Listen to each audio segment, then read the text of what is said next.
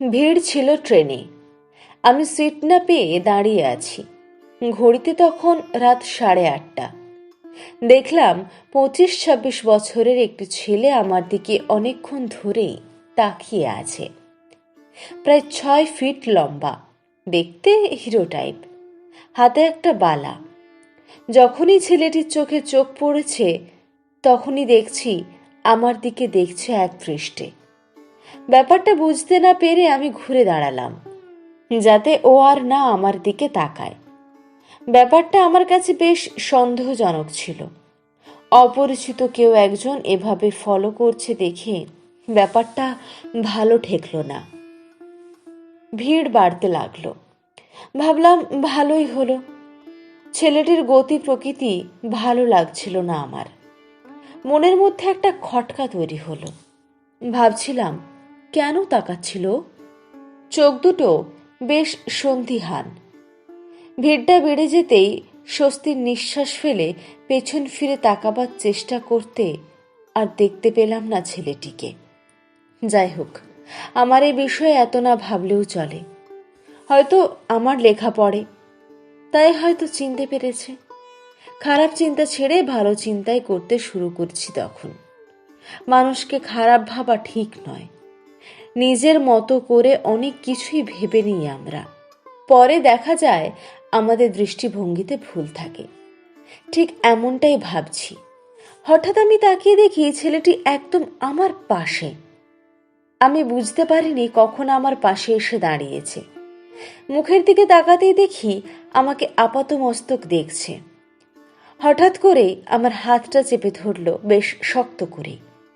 আমি কিছু বলতে যাব তার আগেই বলল, এড়িয়ে যাচ্ছেন আমাকে। জিজ্ঞেস করলাম, কে আপনি? আমাকে আপনি বলছেন? আমাকে কি সত্যি চিনতে পারলেন না স্যার? স্যার বলতেই ধাতস্থ হলাম একটু। বললাম, চিনতে পারলাম না তো। আপনার ক্লাসের সব থেকে খারাপ ছেলেটা। ট্রেনের টেস্ট পরীক্ষার সময় খাতা কেড়ে নিয়েছিলেন বলে আমি বলেছিলাম আপনাকে দেখে নেব স্যার। সেই খারাপ ছেলেটাই আমি। বলতে পারেন ক্লাসের সব থেকে বদ ছেলেটা। জানেন স্যার, এখনো মনে পড়লে খুব লজ্জা লাগে। আজ আপনাকে সামনে দেখে খুব আনন্দ হচ্ছে। স্মৃতি হাতড়াতে গিয়ে মনে পড়ল রোগা পাতলা চেহারা তালপাতার সেপাইকে। বললাম, তুই মানে সেই? হ্যাঁ স্যার, আমি সৌম্য। অনেকক্ষণ ধরে তাকিয়ে আছি। আপনি চিনতে পারেননি বলেই হয়তো বুঝতে পারেননি।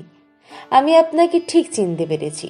10 বছর আগে আপনাকে দেখেছিলাম, তারপর আজ দেখছি। আপনার লেখা পড়ি। ক্লাসে আপনার পড়া হয়তো শুনতাম না, এখন আপনার লেখা পড়ে মনের শক্তি পাই। পড়াশোনায় তো ভালো ছিলাম না, তাই আপনাকে মেসেজ করতে সাহস পাইনি। বিশ্বাস করুন স্যার, স্কুলের সব স্যারকেই মনে আছে। আপনাকেও খুব মিস করি। বলতে বলতেই ভিড়ের মধ্যে প্রণাম করতে গেল, বুকে টেনে নেই। মনে মনে বলি, এত ভালোবাসা এত সম্মান পায়ে রাখি কি করে। জিজ্ঞেস করলাম, করিস কি? বলল, পোস্টিং পাঞ্জাবে, সেনাবাহিনীতে আছি। আশীর্বাদ করবেন স্যার। জীবনে আপনাদের অবদান যেন ভুলতে না পারি। একটা আর্জি আছে স্যার, আমাদের মতো এই সাধারণ ছেলেদের নিয়ে একদিন লিখবেন আপনার কলমে। আমি পাঞ্জাব থেকে পড়ব আর আমার সব সহকর্মী বন্ধুদের শোনাবো। বলবো আমার স্যার লিখেছে। চোখটা ভিজে যাচ্ছিল আমার। ট্রেন হাওড়া ঢুকলো। নামলাম দুজনে, ওর সাথে ওর বড় লাগেজ। আবার প্রণাম করতে গেলে আমি বলি, থাক রে। বলল, স্যার আপনার পা দুটো ছুঁতে দিন অন্তত। এই প্রণামটা সব স্যারদের জন্য। আপনাদের আশীর্বাদ না থাকলে এত দূর আসতে পারতাম? বাবা মায়ের পরেই তো আপনারা।